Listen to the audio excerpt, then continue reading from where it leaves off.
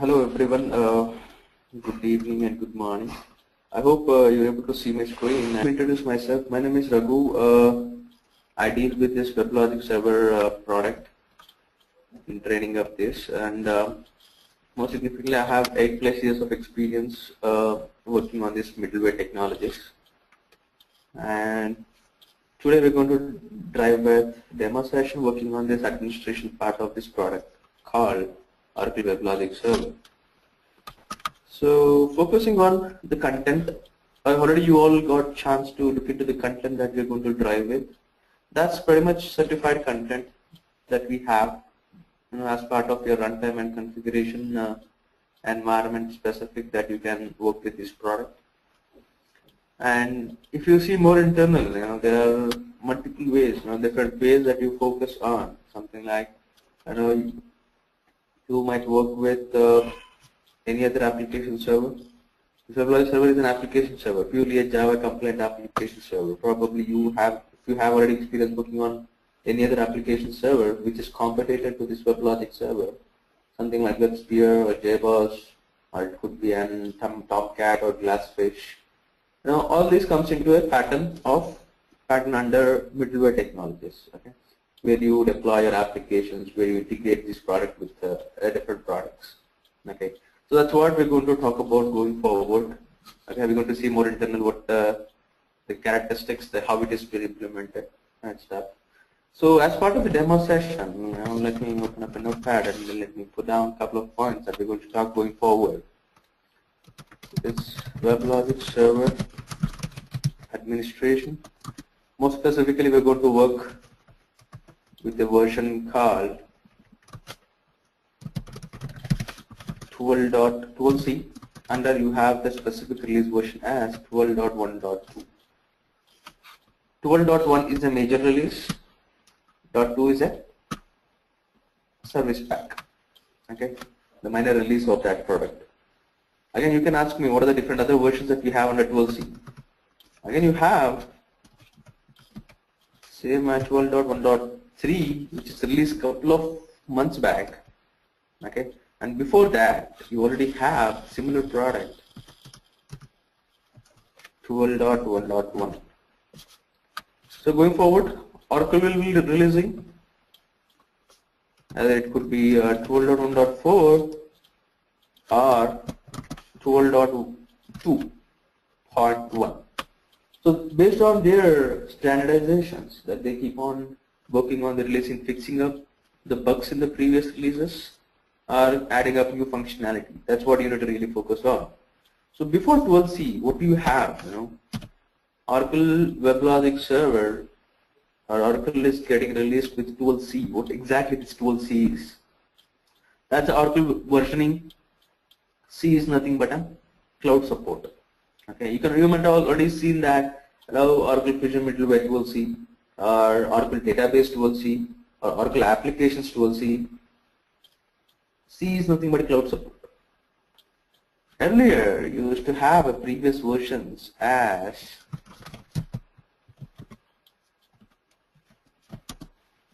previous versions talks about something like 11G. What is G over here? It's a grid support, grid level computing support that it talks about. So for that purpose, Weblogic has version which is talking about 12.1.6 to 10.3.6. I'm sorry. So if you ask me something like, Raghu, why just 10.3.6 is the version is pretty much different with the major version? You say it's 11G, now it says 10.3. How come that?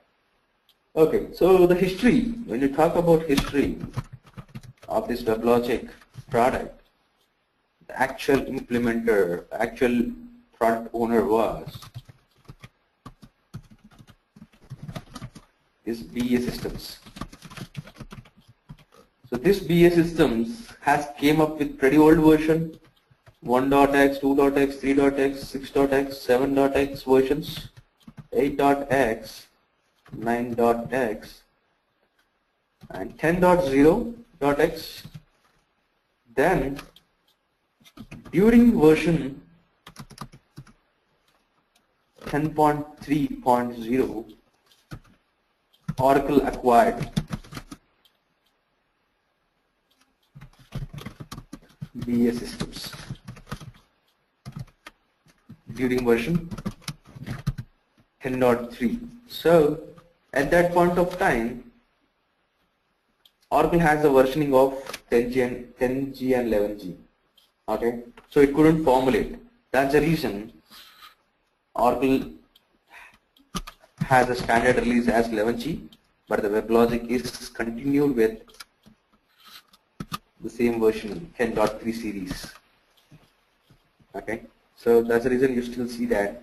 Under 11G, what are the other releases that you have, other versioning stuff? So this is 10.3.1 10.3.2 and so on. You'll see 10.3.5, then 10.3.6. Okay, so these are the different versions keep on coming up. Oracle versioning as part of 11G, but the series that you see starts with the 10. But later on, when the Oracle 12C has been released, everything has been changed with the versioning stuff and the features that is being implemented within Oracle products, proprietary products like Oracle database or something like that. That's been synced right now. Okay, so you can see this is the latest in the market right now.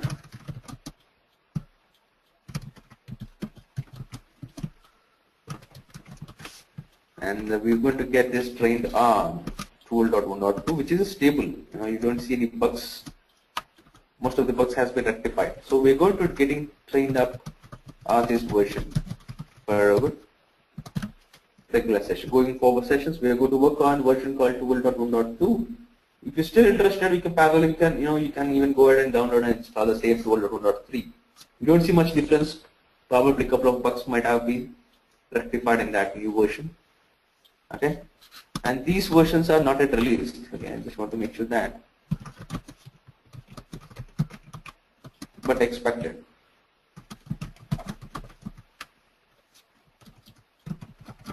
So I'm just giving up a heads up on the versioning because you might hear WebLogic server some different versions, people talking about, but you never know you never get to know the differences. But more significantly, once the Oracle merged WebLogic server into its current proprietary products, Oracle has come up with a suite called Oracle Fusion Middleware Suite. Now you can ask me, can you tell me what are the different products that you have in the Fusion Middleware Suite? So we're going to talk about a couple of minutes on that as well before I pitch into the right part. Okay. So you need to understand again what is Fusion Middleware Suite, what are the different products coming into the picture. So here's the overview. I hope you're able to see my screen, okay? And my voice is clear. And here's a couple of slides that I would like to go forward right now to understand what exactly the Fusion Middleware is. Oracle Fusion Middleware is a comprehensive family of products ranging from application development tools and integration solutions to identity management, collaboration, and business intelligence. And Oracle Fusion Middleware is a collection of standard-based software products that spans a range of tools and services, and that has support with Java Enterprise Editions, developer tools, integration services, identity management, business intelligence, and collaboration. All these suite contains these products. Okay. Oracle Fusion Middleware offers complete support for development, deployment, and management. And Fusion Middleware provides the infrastructure which facilitates creation of business applications, provides core services like concurrency, transactions, trading, and messaging. So these are the features that helps you to make the product powerful. Okay, and when configured appropriately, it is provided security and enables high availability functionality through your enterprise. So these are the features certainly work with Fusion Middleware products. And Raghu, now you can ask me, Raghu, can you tell me what exactly the product which helps you to do all these activities? more significant to the features I'm talking about, not with the other products. Other products have its own significance. You need to integrate those Fusion Middleware products to make a powerful application. Okay, but to achieve these features, something like threading, messaging, concurrency, transaction level behaviors, and you can also see their security, high availability functionality. To achieve all this stuff, you need Weblogic server, because that's the container where you deploy your developed applications on Fusion Middleware suite. Okay, without Weblogic, again, your suite is not perfect, because if you take up an OBI, OBI is a reporting tool which helps you to create the components, and that components to get executed at runtime, you need to have a container like Weblogic server. So you will be deploying the components that have been developed with OBI tools for the reporting purpose. That helps to give up high availability, security, connecting to different components, different products. So your Weblogic server will help you to do that. So the core product of Fusion Middleware is Oracle Weblogic server, where you have other Fusion Middleware products laying on that. Now, under middleware, you have a couple of more products, something like you have web servers, you have application server, which is Weblogic server, and you have content management systems and similar tools that supports application development and delivery. And you have, you might have been heard with different other products, something like SOA, or web services support specification. You might have heard about LDAP, lightweight directory access protocol. With these all helps you to make sure your product is full-fledged being developed. Now, you can ask me something like, Raghu, can you tell me the products that I have in Fusion Middleware?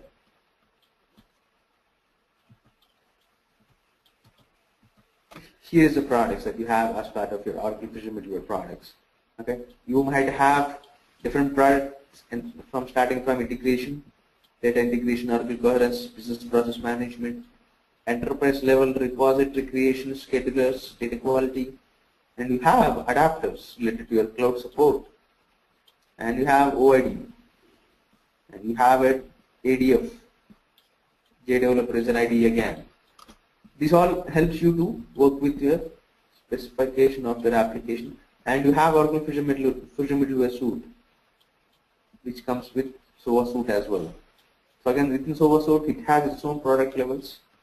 Again, you have Oracle Service Bus, top links, Oracle Messaging Service, and here you can see now the web tier with Oracle HTTP server, or the web cache, or the Oracle iPlanet server, or you also have the main product called Oracle Weblogic server at the end, which is a base container for your Fusion Middleware suite products. Once the components or the adapters, when you want to get it deployed, you get it that work done. Apart from your IDE, you will have your Weblogic server which gets integrated with that product. So here is an example of the high-level architecture. Not exactly that you might see this everywhere, but here is a 3 tiers. There are 4 tiers that you can see. Ideally it's an entire. So the client tier has the client softwares which helps you to interact with the next level. The next level would be your web tier. So your web tier contains your load balancers, your HTTP servers which host your static data or the cache data that you want to look forward. Then coming up with application tier, you have your Weblogic servers which makes your environment into an high available and security enabled systems being deployed. Something like you can see here you have Enterprise Manager on your Weblogic admin server, and you have a managed servers where you have your components getting deployed on this, and these are in clustered environment to get a high availability. We're going to see this information. I'm talking about high availability. What exactly it is? We're going to see that in our regular sessions. I'm talking about cluster. Cluster, we're going to see that in our regular sessions. I'm talking about managed server and admin server. We're going to see that in our regular sessions. But I'm just giving an overview so that if you already have an experience with the understanding of this product, it's pretty much similar that you have already been aware of. And at last you have a data tier. Okay, the data tier you have where your database, or you might have any other messaging service, messaging tier. You have a messaging product like IPMQ coming into the picture, which helps you to interact with your web services of your WebLogic server. So it's just an overview to make you to understand the design that is possible when you work with Fusion Middleware products. Okay. So this is what I'm just on high level stuff. Okay, we're going to talk more about in our regular sessions what exactly we're going to talk about. So your Oracle WebLogic server as part of your web tier and application tier, where you have your WebLogic server coming into the picture. Okay, then beyond which we're going to see I have a couple of slides that we're going to talk right now. Apart from that, so there are certain terminologies that you should be aware of, and you would be driving within your experience when you're working on these products, Fusion Middleware products. More significantly, the Java terminologies I'm talking about right now. The reason why I'm talking about Java terminologies are your application server. The WebLogic server is purely a Java compliant application server. Okay, it's just Java components, Java application gets deployed on it. So you should be aware of the certain terminologies where the developers would really develop their applications within their product implementations, and starting with the distributed systems. Why I'm talking about distributed systems right now? Your WebLogic environment is capable enough to set up in your distributed systems to attain high availability, scalability, maintainability. That's what you're talking about right now. So you would be distributing your WebLogic server on multiple hardware, multiple computers you can talk about. So distributed systems divide the work among several independent modules. The failure of one single module has less impact on the overall system, which makes the system more available, scalable, and maintainable. So not only WebLogic server product, could be again any of the product that maintains on the distributed systems to have a less impact. Now standardizations. The reason why I'm talking about the Java EE standardizations. Right now we have in the market 6. Okay, we're coming back to this. So now, when you ask me something like, Raghu, which version of your WebLogic is supported with Enterprise Edition 6? Java EE 6 is been supported by these versions. Okay.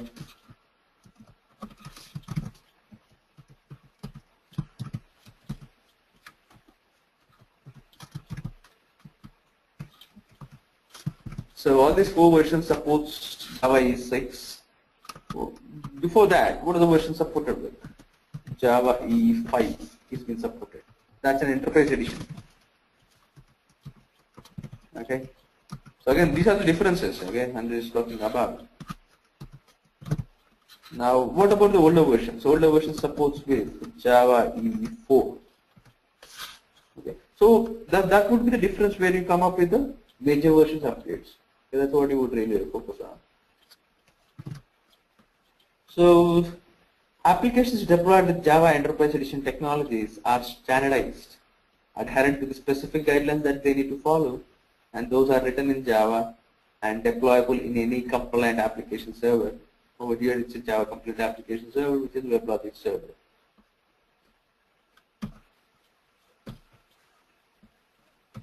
And JCP, Java Community Process, is just the oversight process of moderating Java's future direction, which implementation that should be go forward is being decided by the JCP process. Now let's focus on the architecture, what exactly this is. Okay, so Java Enterprise Architecture has the similar products coming, similar services coming into the picture, where your WebLogic server has been expected to, because it's kind of a Java compliant application server. So as part of the Enterprise Edition architecture, you can see in the middle box, you see there are 2 containers as part of your architecture. One is web container and the other one is EJB container. And these 2 containers supports the frameworks, Java frameworks, with the support with the services as well. So these are the services that you would be really focusing on in our regular session going forward to understand what does each service does. and what are the capabilities of it, how it is being implemented, is what we're going to see in our regular sessions going forward.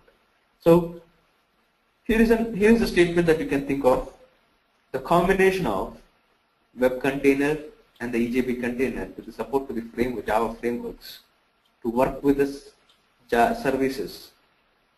So the services something like JNDI, Java Naming and Directory Interfaces, JAS, Java Authentication and Authorization Service, JMX, Management Extensions, Java Management Extensions, JMS, Java Messaging Service, JDBC, Java Database Connectivity, JDA, Java Transactions, RMI, Remote Method Invocations, JAX Web Services.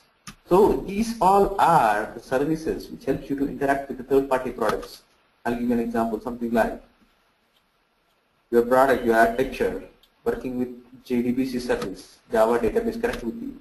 It will help you, this service will help you to interact with database.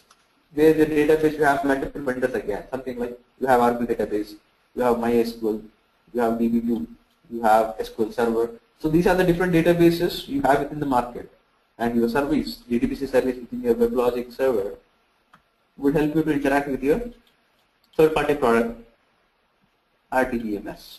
So similarly, let me give one more example, something like JMS, Java Messaging Service. So this is purely a Java implemented, and this helps you to interact with third-party products like IBM MQ. You have ActiveMQ. So those are the products that you have in the market as part of your messaging products, and your JMS service will help you to interact with it. Again, you can ask me something like, Raghu, can you talk about your JMS server within the JMS server among Weblogic? Yes. Again, JMS service talks with other JMS service within Weblogic as well. So that's what the service is being built for. It can connect to the internal services, or it can connect to the external services. JMX, Java Management Extensions. It can connect to get the information among the product. JAS, Authentication and Authorization. This helps you to get the information, the data from the third-party product, something like directory services. So you have many more in the market, something like Microsoft Active Directory or Sun Active Directory, Sun Directory Services. And you have many more products as part of your lab stuff. And you can have connect to third-party web services as well. More significantly, the Amazon Web Services that you have, which is of open source. And this JAX Web Services and the corresponding implementation helps you to interact with that services. So these all services, with the help of the containers and the support for the corresponding frameworks, helps you to formulate a strong J2E architecture specific application service. So when you have a client, and towards your left side you have different clients, it could be a web client or applet or a client applications.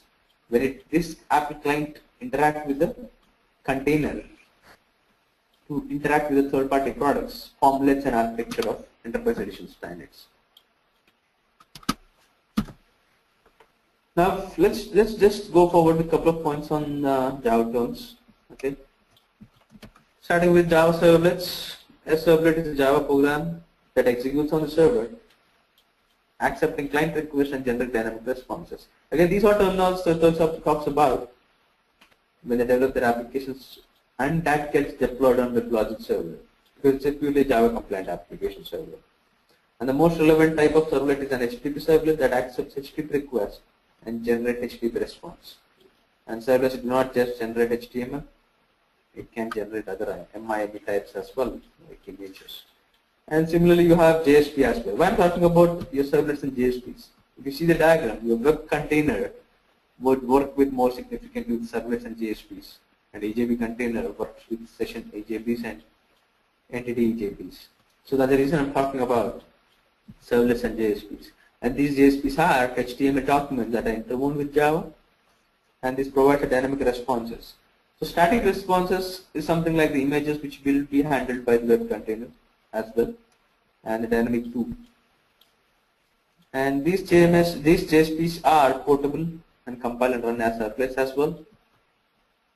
And now focusing on EJBs, enterprise Java means EJBs are distributed components written in Java programming language, and this is the implementation where you see your business logic or business services will be implemented as part of your application development. And these has well-defined interfaces and are reusable across application server. And you can see something like an example where you can look forward. Your Weblogic server 10.3.1 supports EJB 3.0 specification. So you need to really bind to the understanding of these specifications that we work with. Right now with the latest versions that we're going to get in train, our EJB 3.1 is supported with it. Now let's talk something about services. Okay, Java database connectivity. This is a service that I was showing you on the architecture of your application server, and you can see one of the services that I'm talking right now is JDBC. So JDBC is purely a Java implemented the standards Java interface for accessing heterogeneous databases, and specific that defines 4 drivers types are type 1, type 2, type 3, type 4 drivers. Type 4 is majorly being used now for connecting to the databases. And from the diagram you can see where you have an application being developed by the developers, which helps you to interact with JDBC API with the help of JDBC driver to connect to the database API, which in turn works with interacting with your actual database where you have hosted on. Similarly, JNDI, again, Java naming and directory interface. This is again purely a Java API implemented for accessing naming and directory services. And this is built as a layer on DNS, LDAP, and so on. And here is an example just where you see your application code has been developed and you have a JNDI API being used to talk with the naming services, with talking with the other drivers that you have within your product to take the help of the service. So every service configuration that you do in Weblogic, you need to provide a name, JNDI name for them to identify the resource, to identify the object that gets deployed at runtime, and how that object is being identified. So there would be an initial context lookup will be done on the JNDI tree that is maintained on the Weblogic server. So I'm going to show you in our regular sessions how exactly that is being added on. Now focusing on JMS, Java Messaging Service, and this service is purely a Java API being implemented for accessing message-oriented middleware. Message-oriented middleware is nothing but other messaging products, something like IBMQ or ActiveMQ. And the interface support point-to-point domain. This also supports public subscribe domain, guaranteed message delivery, transactional participation, dynamic configurable services, and there are 2 types of resources that you would really focus on. One is application and the other one is system scope resources. The other one is interoperability with other messaging systems. So from the diagram you can see here, straightforward says that you will maintain a JMS server on Weblogic where you maintain a destination to support with the message that has been generated from the producer getting transmitted to the consumer with the help of the destinations that you define on your JMS server. So the messages that is getting produced will be pushed onto the destination in a FIFO model, and that messages will be consumed by the destination side. So the number of consumers, how that has been implemented is what we're going to see in our regular sessions with JMS topic. Now focusing on JAS, Java Authentication and Authorization Service, which helps you to interact with the third-party products like LDAP, directory services. Again, you have still the LDAP maintained at Weblogic as well. So this service will help you to interact with the local LDAP as well as with third-party external LDAPs. So we're going to see how that is possible, how that has been implemented. But more significantly, JAS enables flexibility, and this is the service, it's purely built on Java security framework, management framework itself. And JAS enables supports with single sign-on and PAM as well, pluggable authentication module internally. And this JAS enables flexible control over authorization where it is based on users, groups, roles and policies. So this is how being implemented is what we're going to see in our security topic. Now focusing on JMX, Java Management Extensions. So JMX defines a standard infrastructure to manage a device from Java programs. This has capability to decouple the managed devices from the management tools as well. And the specification describes MVs, which are the building blocks of JMX. So your JMX helps you to interact to get the runtime information of the objects that have been defined on Weblogic server with the help of MVs. So that's what we're going to see that in our regular sessions. Now, a just high-level overview on client applications, what they are, and you have different client applications I was talking about, okay, earlier in the architecture. So your client applications might be on standalone Java applications, which is running on your desktop, or applets within a browser, which has capability to send a request to the WebLogic server. Whether it could be interacted by your web container or an EJB containers. Now, your client application is different from web client. Web client is nothing but a browser, or it could be a request that has been generated within a browser is being identified as a web client. More specifically, the request would follow on HTTP or HTTPS, and that would really interact with your web container.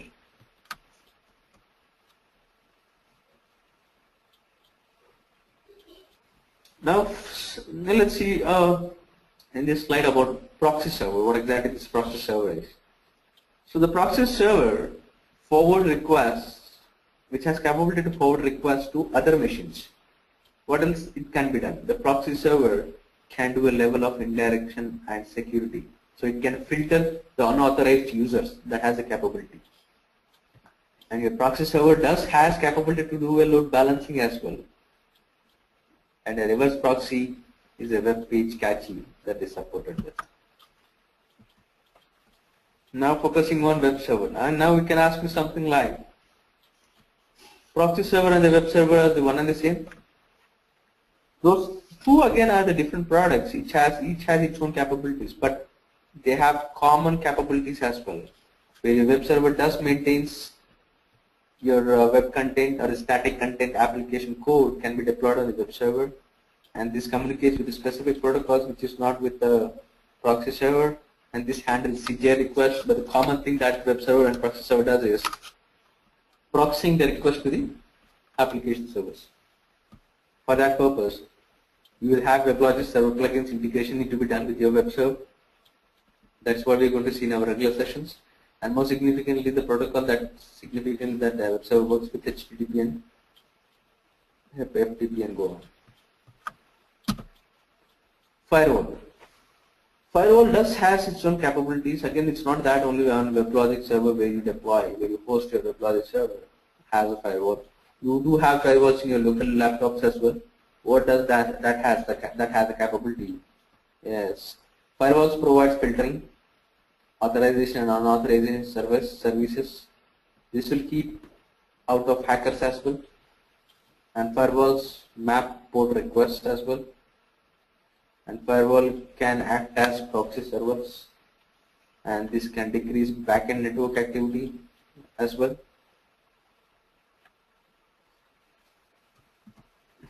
Now let's see about application servers, what they are. So I already said you that Weblogic server is purely a Java compliant application server, and the competitors that you have for your Weblogic server is IBM WebSphere, or you have Red Hat JBoss, or it could be Apache Tomcat, or you have Oracle product, one more Oracle product called Glassfish. Earlier that's a Sun Microsystems implemented, which is acquired by Oracle. Sun is being acquired by Oracle. So whatever you have, the products of Sun are now being identified as Oracle. And application servers provide services that supports the execution and availability of deployed applications. And these application server has heavier processing cores than web servers. And it's again the same architecture diagram that we have been seeing with the support with your services with the containers. So here is just a rough example, whatever we have been talking about, a rough configuration and high level, and just an example. So you have different client applications towards your left side, forwarded by the firewall, which will go inside within the internet or the external. Again, whatever you're trying to access, that particular private network is being accessed, filtered by your firewall first. Then that would go beyond with your web servers. The web server with the Weblogic plugin will help you to do a load balancing to your application servers, where your application server directly interact with your database in the backend. This is just a rough example. Again, the similar example with a web server. The firewall request directly comes onto the application server, Weblogic itself. It's just an kind of an architecture that it's up to you how that is being maintained by your architects for your application critical, based on the criticality of the application. That really differs. Okay, so that's it just for a couple of terminologies that we'll talk about, and let me talk about a couple of minutes on the content that we're going to drive within our sessions as well. Probably you got a chance to look into that content, but still I want to drive with it so that you'll understand what will be the time frame that we're going to focus on. So starting with the content, of course, we start with the installation of a Weblogic server in a different ways, and we're going to understand, we're going to read about the directory structure that we have. Then we're going to go forward with configuring of the simple domain. That's nothing but the environment where you would really deploy or you will set up your servers on that. So we're going to focus on configuring your domain, understanding the domain structure, directory structures, what do you have, and what else they can be configured. And you have different options working on with the scripting levels as well. And how do you work with that scripting part is what we talked about, WLST. So beyond which, we're going to see the templates configurations, what exactly the template is being used for. Something like when you want to replicate that configuration to the other machine, we would use a template configuration. And you have admin console and WLST. These are the two utilities that we have, two tools that we have in Weblogic server. One is an GUI, graphical mode. The other one is command line mode, WLST scripting tool. So we're going to see both in understanding so that you should be familiar enough by the end of the sessions. Then focusing on configuring managed servers. So your managed servers is nothing but your actual servers where you have your application getting deployed, and how that is being managed using admin console and WLST. And we're going to see the controlling of them and different characteristics that we're going to see that for your managed servers. Then focusing on node managers, what they are. Node managers is an add-on utility that we have within your Weblogic server, which does the controlling of the servers in an automatic way. And we're going to see the architecture of it, we're going to see the directory structure of it, and we're going to see how to control, how do we troubleshoot. Then last, we're going to focus on managing logs, removal of logs. So logging is one of the important characteristics that you would really see where that feature helps you to troubleshoot any problem when you see at runtime issues. So you're going to see what are the different loggings that we have and what are the different stages that we see in our logging, and how do you filter the expressions that you have. And we also have the catalog ID information, and we're going to see more information in our regular sessions. Then after logging, you will see about deployments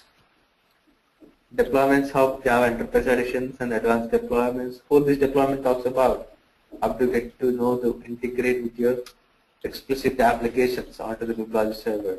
This is what we're going to see in our regular sessions.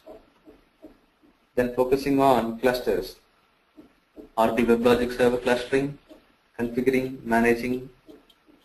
How would you troubleshoot if there is a problem within a cluster? How that if that cluster doesn't work? How do you see that? The uses of it, the architecture of it is what we're going to see in our cluster topic. Then focusing on JMS resources.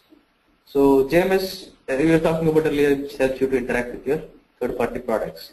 So what exactly the JMS is, how that has been implemented, what is the JMS server, what is the different implemented features we have in your Weblogic server, and how do you monitor that? How do you monitor the resources which are coming onto the Weblogic server as part of your JMS services? Is what we are going to see. We're going to see the troubleshooting techniques for them as well. Then the major important one is the security. We're going to see the architecture of it. We're going to see the users groups, roles, policies, configuration, how that has been done. and we're going to see how do you protect your web application resources. Then many more important topic is the protecting of attacks. We're going to see the configuration of SSL, and we're going to see the utility commands, and we're going to see how the SSL is being configured to countermeasure for your web attacks. And at last, we're going to focus on backup and recovery strategy that helps you to roll back your changes, or if you do some changes, if there is a problem and you need to revoke back. So we're going to see those strategies, and you need to make sure that you should be proactively working on this to make sure that your environment is good enough. So that's it from my side. So explicitly, we're going to target these sessions for a total period of 24-hour session, 1 hour each day, starting with Monday to Saturday IST time zone, and more significantly, this will be between 8 a.m. to 9 a.m. IST. This is the time frame that we're going to focus on, and we're going to work on Weblogic version 12.1.2. This is a 12 CEP version specification, and we're going to integrate with products of WebTire with Apache 2.4 version. We're going to see for our integration with the Oracle database 12C. So these are the products again we're going to keep on working on with the integrating. How exactly that really works is what we're going to see in our regular sessions. And we have documentation we're going to share you. 2 or 3 stuff after registration. Then we're going to share the labs as well. Labs for each sessions that we're going to drive with in the day-to-day sessions itself. So that's it from my side. Any questions? Just let me know.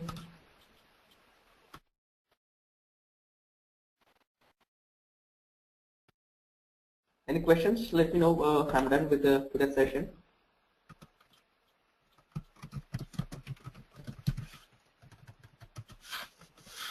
I'm open to questions.